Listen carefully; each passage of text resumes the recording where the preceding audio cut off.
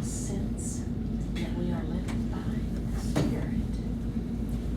Let us follow the Spirit's leading in every part of our lives. Let us not become with people, hang around with people who don't go to church, and who are not Christians and don't do things we do. Let us be in step with those who do the same as we do. Let us not become conceited or provoke one another. You've got to watch out. Let us not become conceited. Say this way, yes. That's where you look down on someone, like you think you're better than them. Or provoke. It means cause one another to be jealous of one another. As a person is on a path of sin, their relationship with their brothers and sisters in Christ is all messed up. It's important that we keep control of ourselves. The Holy Spirit will guide us. Follow the Spirit. Do we fail at this? Yeah, we do. We try again.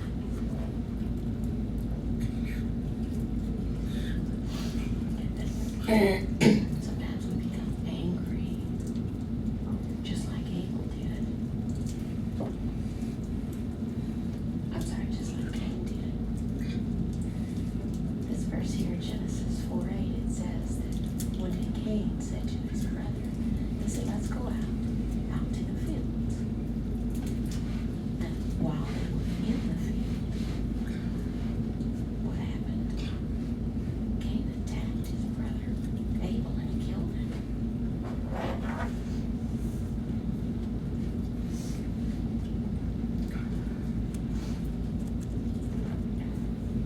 So Cain killed Abel. Why?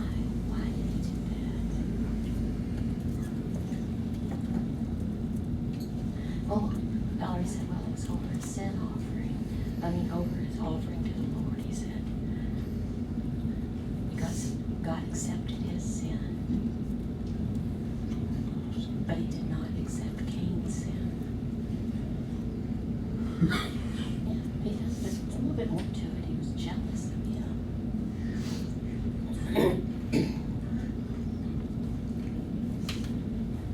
This should be a warning to all of us also. Not to act the way that Cain did, not to be jealous either. This is the message you have heard from the beginning. We should love one another. We should not be like Cain. No, Cain, he belonged to the evil one. The evil one, who is that? Satan. And he killed his brother. And why did he kill him? Why did he do that? It's interesting. Let's look at the next verse. 1 John 3:11-13. Because Cain had been doing what was evil, and his brother had been doing what was righteous. So don't be surprised, dear brothers and sisters, if the world hates you. Today, the world, many different countries, there's Christians who are being persecuted. It's a terrible thing. People are being accused of things. They're being murdered. Their houses are being destroyed. People are being kidnapped. And people are being thrown in jail. It's just awful things happening all over the world. Why is that? It's the same reason. Same reason.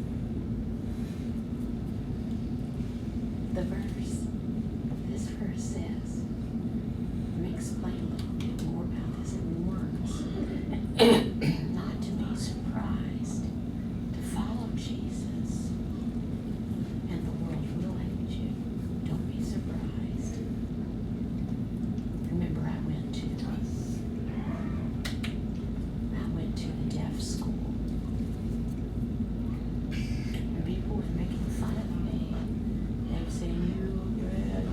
They would make signs instead of saying, I love you, they'd say, I hate you. They'd say, oh, you go to church, you don't have fun anymore. You won't smoke pot. They were just and ragging on me. And I remember my father told me, he said, let's sit down and talk. I said, okay. I was feeling sad. So my father, he said to me, he said, people make fun of me, you know why? I said, I have no idea why. Why? Why me? What have I done? My dad said, you don't know why? Well, it's because you're doing what's right. You're doing the right things. They're jealous of you. They don't like you. Because they're jealous. I hadn't thought of that, but that's true. It's true here in the Bible, and it's true with us today. People pick on you. Why do they do that? You're not doing anything wrong. They're jealous. That's why there are evil people in the world. And Satan is the evil one who encourages others to do evil. That means, oh, you're right, not wrong, and somebody's going to pick on you. And you ever had that stuff happen? It goes back and forth. Yeah. Donnie said, well, I had a friend, and my friend, that happened with us. So my friend was saying, well, you go do this, and you go do that. And I said, no, I'm not, because I love Jesus. Valerie's saying the reason is because the reason Cain killed Abel is because he didn't have any self-control of anything. That was his reason for things.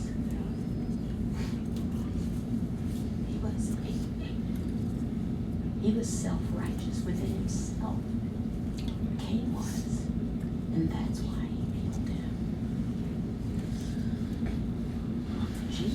Jesus is the reason.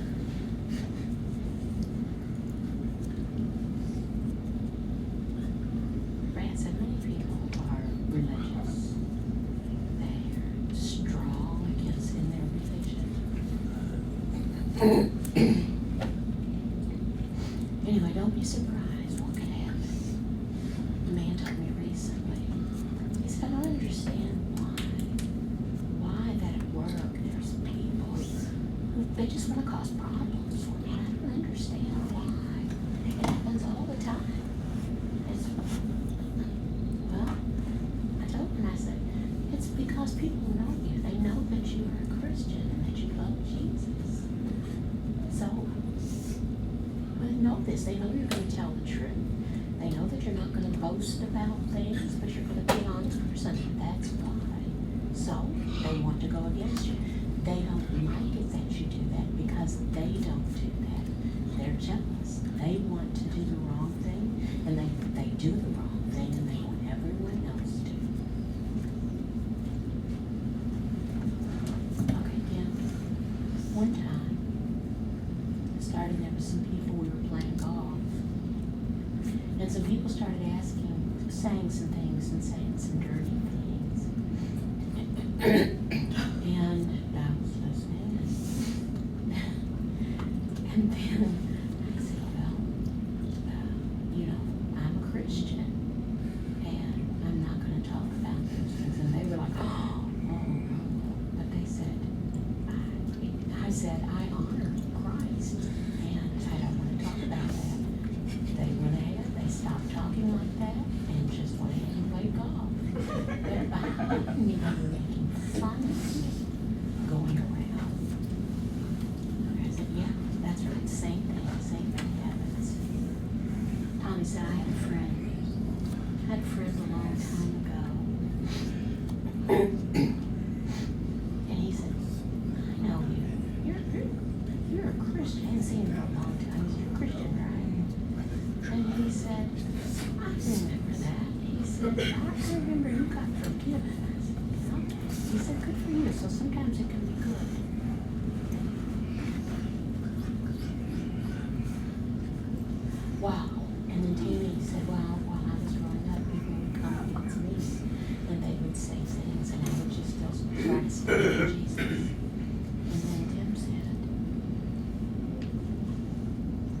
Jesus, I told them, I said, Jesus loves you so much. God loves you so much. Trust in him. He will provide everything for you, everything you need. And they stopped and they just looked and they thought about it like they were trying to figure it out. And then in the end we shook hands. They went away.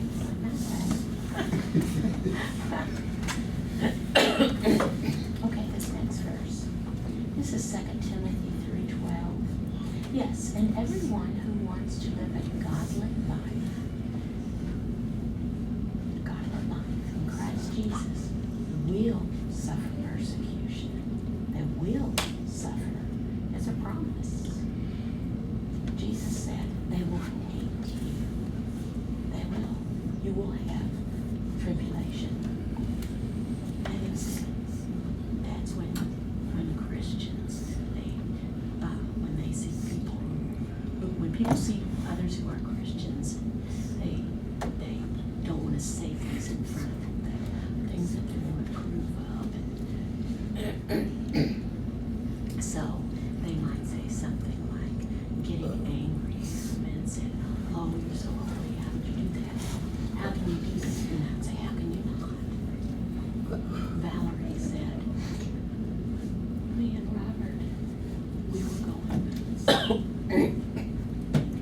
were going one time to some kind of meeting that we were going to. I'm not sure, but it doesn't matter where.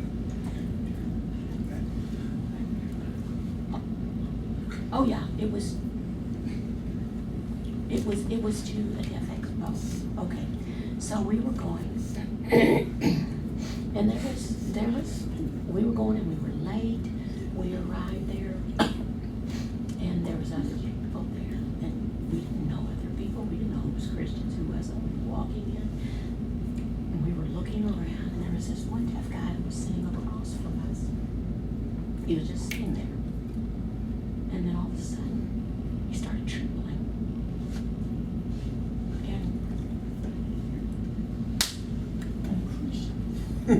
He said, I expect you are a Christian. I had not said anything, he was just sitting there. And I said, I'm sorry that offends you. I don't mean to make you tremble. The man got up and he left. He just got up and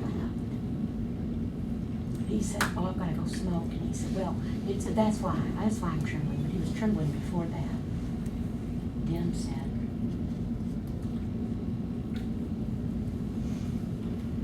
Jesus told the people that you will be hated because of me. That's right.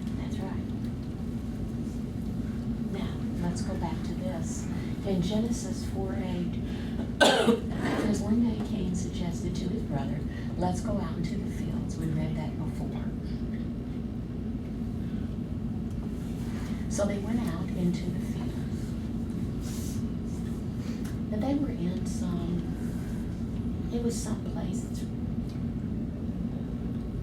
Okay, it's in the original scrolls. It does not say anything about Cain wanting to kill his brother. Doesn't say that. It's not there. Doesn't say anything about anything like that. No. Doesn't say anything about, what their intent was. Oh, I'm sorry, I was pressing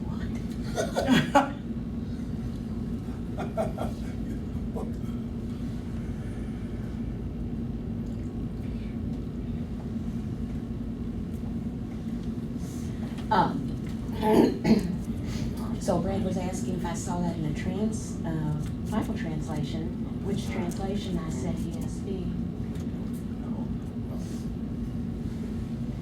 And Robert is saying, yes, it says in some version that, but not in the others. Brad's saying, right. And so it doesn't say this in the original manuscripts.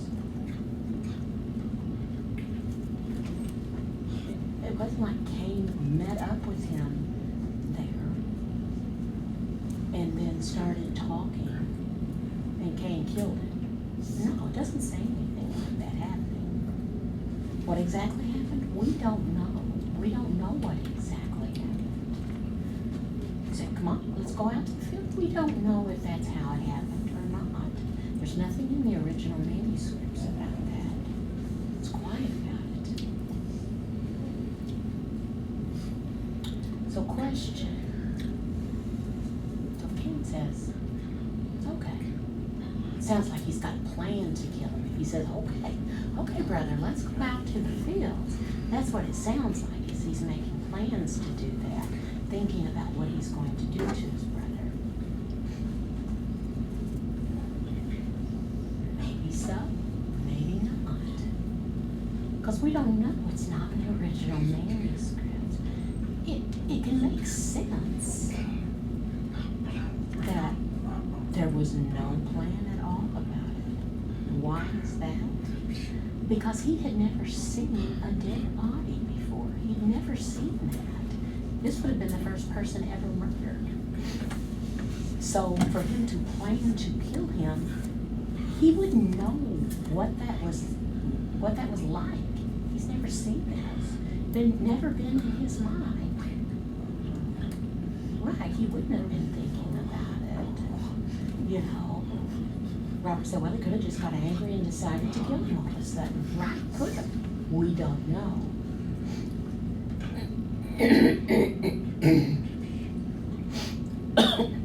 So we don't know. We know that, you know, he could have pushed him. He could have punched him. You know, like you'd hit your head back against a wall and something happened. And it been an accidental thing on that? We don't know. Did he kill him though? Yes. His heart was evil. And so he killed him. It was hate in his heart. Was it planned? Was it not planned? We really don't know. We don't know more than that. It's not in the original manuscript. So we don't know. We do know he's never seen anybody dead now. He's seen animals dead, yeah. Because the animals, you know, they had sacrificed the animals to God. So he had seen that, but a person? No. This was the first person who had ever been dead. Tim said,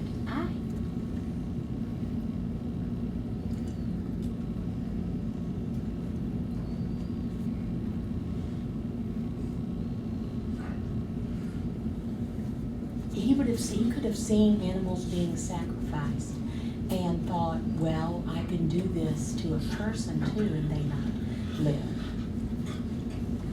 But we don't know this, and we don't know if he was so jealous that he did this. No. Maybe it was just,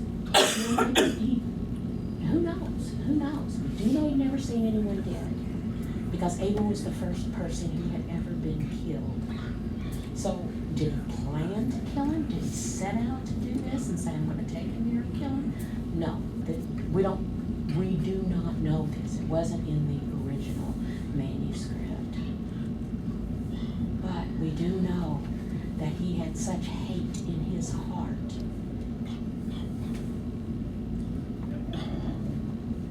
Maybe he was shocked when he saw his dead body.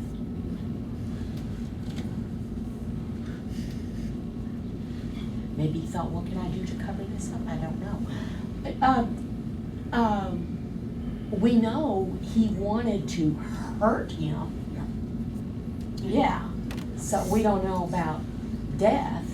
We'll not know that. But we know he had hate in his heart and wanted to hurt him. It's interesting. Okay, now let's look at this next one. Next one here.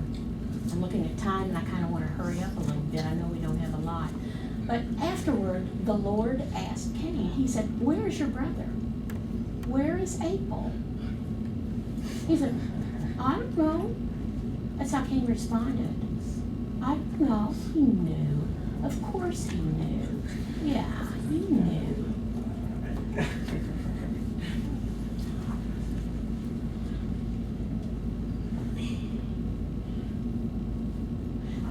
This says, then the Lord called to the man, where are you?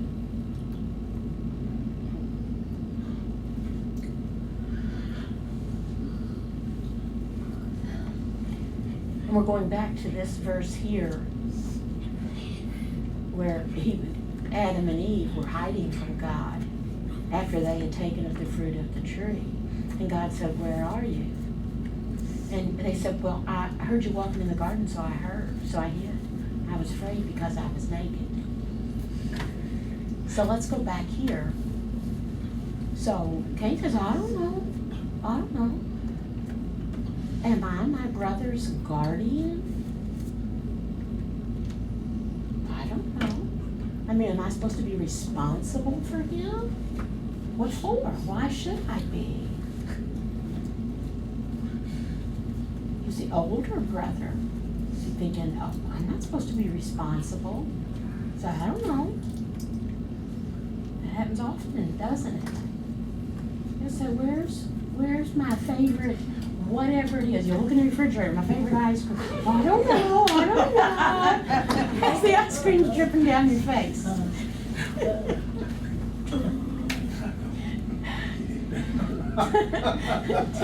Tommy said, yeah, that's happened to me before too. So anyway, he said, I know, and it's a lie. It's trying to cover it up. He's trying to cover it up. Cover up guilt? No. Am I my brother's keeper? It's interesting. In other versions, it'll say, am I my brother's keeper? Yeah, means the same. Okay, so the question, are we surprised? Are we surprised that they lied about this? Was God surprised? No. He wasn't surprised. God knew. He knew he was lying. Why do they think that they could cover it up from God? Why did they think that way? Big heads. They're sinful. They were deceived. They weren't thinking straight. The sin had deceived them. Sin will deceive you till you can't even think straight. Your thinking has gone askew, right? So, he went ahead and lied by trying to deceive. And that is the son of the devil. John 8:44. Jesus is talking to the Pharisees. And he said, for you are the children of your father, the devil, and you love to do the evil things that he does. He was a murderer from the beginning. He has always hated the truth. Why? Because there's no truth in him. When he lies, it is consistent with his character. Consistent. Why? Because he is a liar and the father of lies. Satan is smart, he is intelligent, and he is evil. He is full of sin. It's interesting. You read here, he was a murderer from the beginning. What does that mean? Saying from the beginning. Satan from the beginning? Valerie says,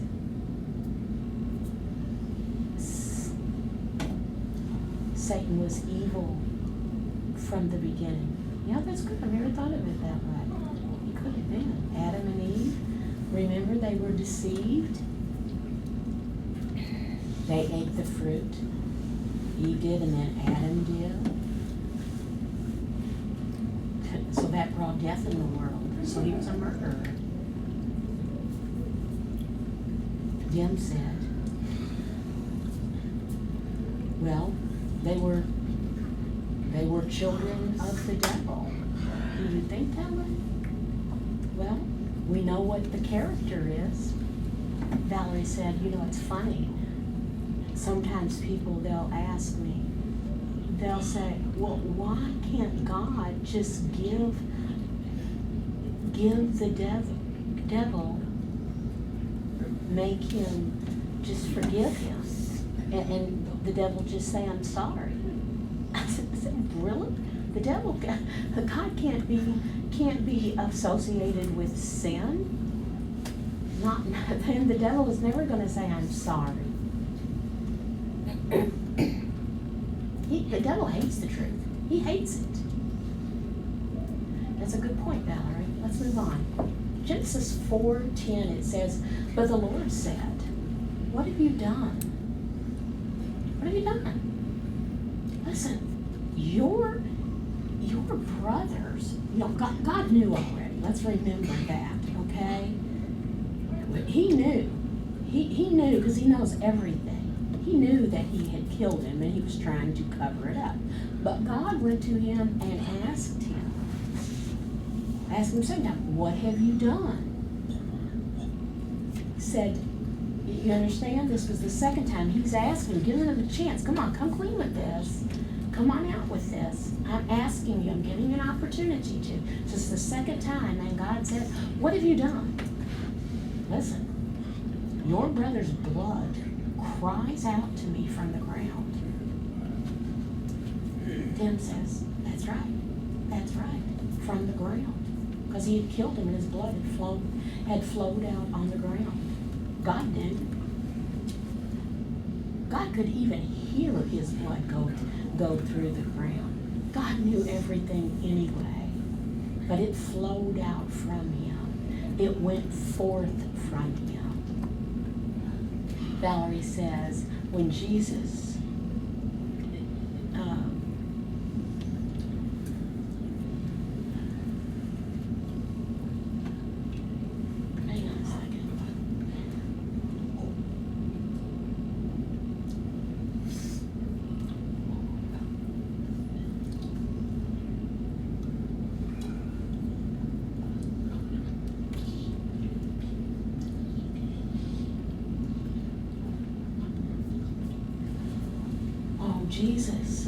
Jesus' blood, when Jesus shed his blood on the cross, crying out for forgiveness for all the sins that were put on him on the cross.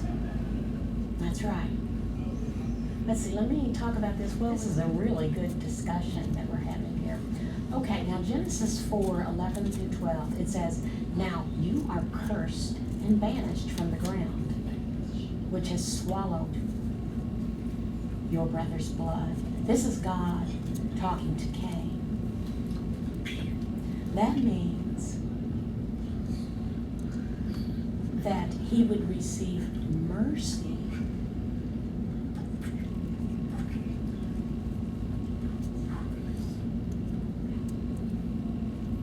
because he's not going to kill him and put him in the ground. He's going to show mercy.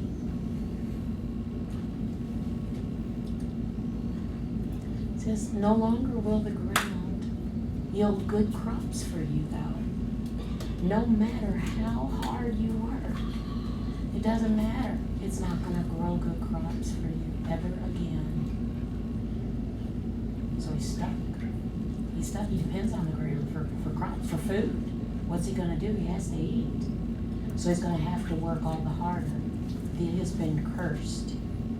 From now on, you will be a homeless wanderer on the earth. You won't have a home, just a home to stay at and settle down. He would wander the earth.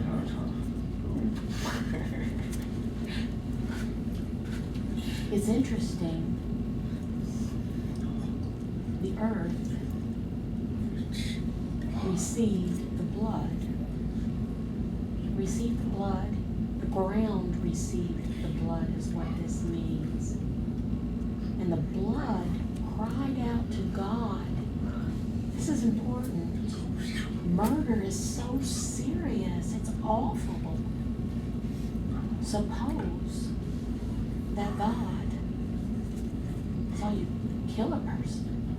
and then later let you wander away and then say, well, we'll just leave this person here, they'll be fine. No. They're dead. They're not going to come back. They're dead. You've murdered them. I want to tell you an example about family. There's a judge who put a punishment against a person that they didn't like, against their house. They didn't like it. And they said, that's your punishment. You can't. He says, you have done wrong, and this is the discipline that you have to have. This is the discipline that I put against you. For example, a person, maybe they're saying a bad word. And then their mom says, here, you gotta eat this salt and clean your mouth out. That's the punishment. Wash the place that the word came in. That's the idea. That's the punishment. Okay. This is from the Geneva Study Bible. I was reading it and I thought, this is really interesting. It says, the earth will be a witness. In other words, the earth says, I saw you, which mercifully received the blood you most cruelly shed. Cruel thing, murder. Okay, let's look here in Genesis 4:13 through 14. Cain replied to the Lord, my punishment. My punishment. Oh, it's just too much. It's too much for me to bear. I mean, it's too much, God.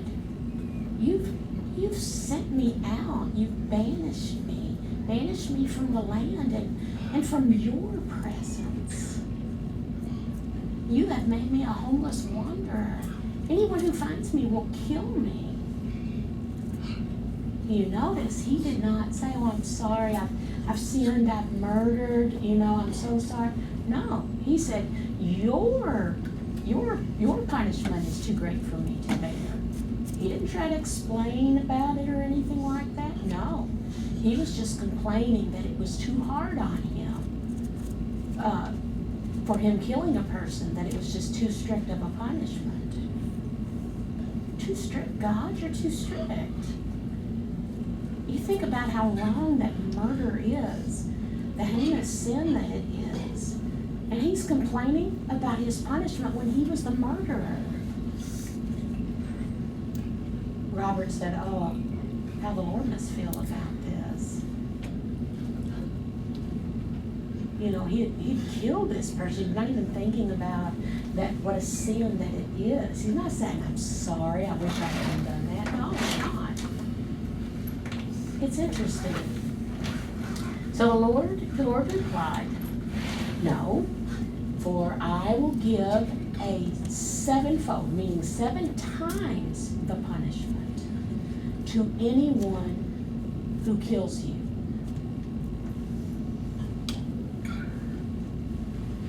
Then the Lord, he warned him. He put a mark on Cain to warn anyone who might try to kill him. Now, 7 times that? What is that? Why would he do this? Why would he put a number of 7 on there, this terrible thing? The number 7 was a number of perfection. Yeah. So it's interesting. Let me back up first. If someone tried to kill him, it'll be worse for them, 7 times worse. That's how heinous that murder is, and how cherished and special that human life is. It would be that much worse. Now, why is that? Probably Cain did not plan to kill Abel. That's our first sign of that. Because he made it so much worse on himself. He didn't have time to think about consequences that might happen.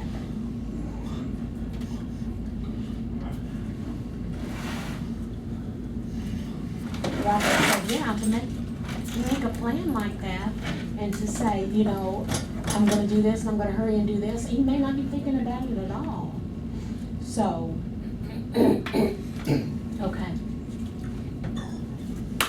So the Lord put a mark on Cain. Now what does that mean exactly?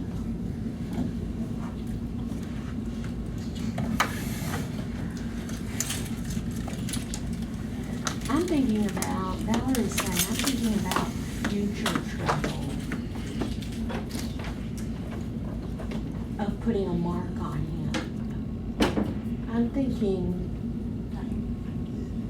the same idea as the end of time, that going to be a mark. Brad said, yeah, you can think about that, of how it could relate. We don't know. Bible scholars don't even know about that. We don't know for sure. Could be this, could be that, might pertain to it, might not. We don't know.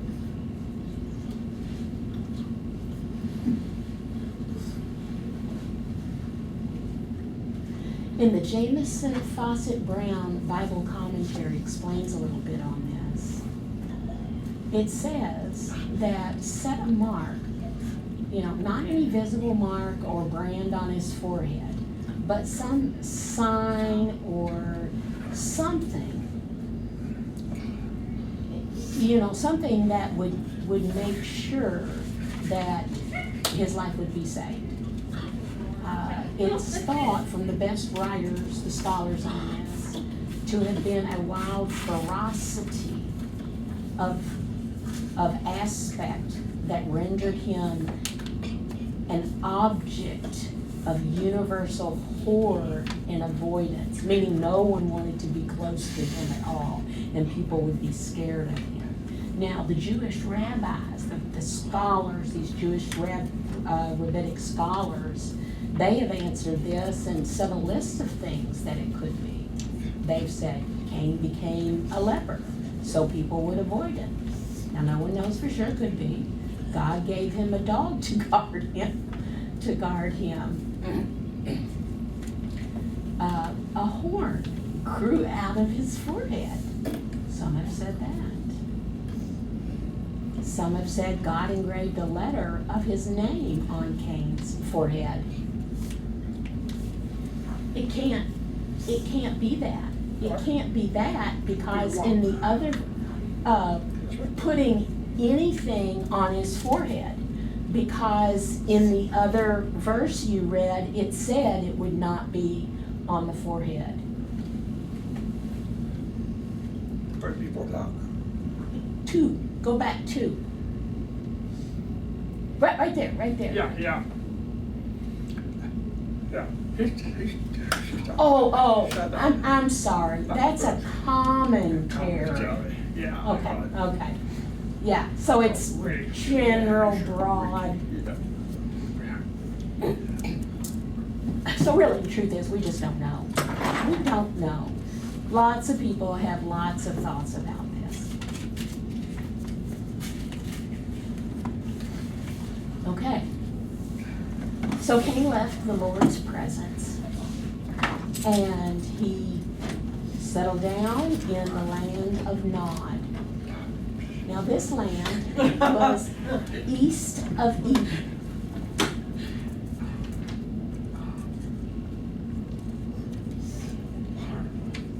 And Nod, the word means wandering, like you wander around.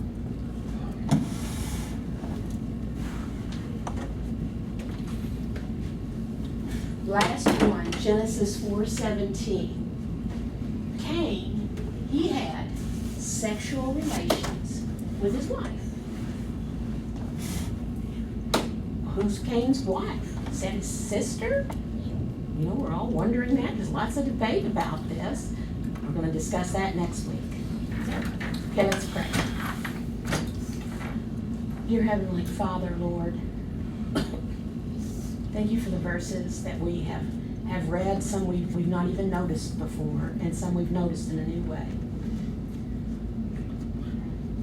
Help us to keep reading and studying, understanding things we know that happened, and then accepting things that we don't know, because you haven't shown us everything that will happen. Some things are your secrets for us not to know.